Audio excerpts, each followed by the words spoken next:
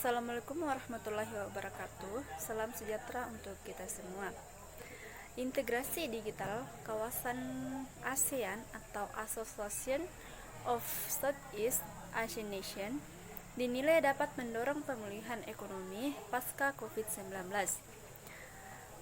Integrasi digital bahkan dinilai mampu meningkatkan GDP di tiap negara anggota ASEAN hingga $1 triliun Amerika Serikat di tahun 2025. Deputy Secretary General for ASEAN Economic Community, Aladin Derillo, mengatakan untuk mewujudkan hal tersebut, pertukaran pandangan serta gagasan antara para pembuat kebijakan,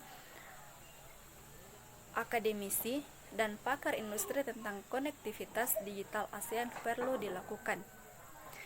Nah, terkait hal tersebut, di sini saya akan melakukan wawancara mengenai hal bagaimana pemulihan ekonomi di kawasan ASEAN selama masa pandemi. Nah, bagaimana strategi ASEAN dalam merespon dampak COVID-19? Baik, terima kasih. Strategi ASEAN dalam merespon dampak COVID-19, di mana dampak COVID-19 ini di sini ASEAN membangun kerjasama antar anggota dan dengan mitra wicara di bidang kesehatan, ekonomi maupun pariwisata.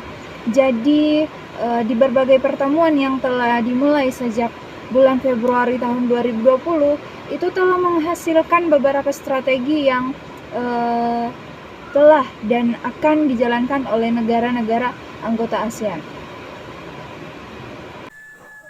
Bagaimana strategi ASEAN dalam merespon dampak COVID-19? Yang dilakukan oleh negara-negara ASEAN untuk memulihkan ekonomi selama pandemik ini, di mana Indonesia dan seluruh negara ASEAN sepakat untuk memperkuat kerjasama untuk menangani COVID-19. Hal itu disampaikan Menteri Luar Negeri oleh Retno Marsudi usai mendampingi Presiden Joko Widodo untuk menghadiri KTT ASEAN virtual melalui konferensi video.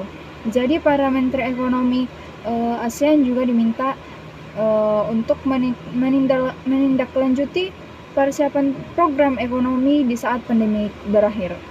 Jadi untuk saat ini Retno mengatakan bahwa dalam konteks dampak sosial ekonomi, para pemimpin ASEAN memberikan perhatian terhadap UMKM kelompok atau kelompok rentan lainnya.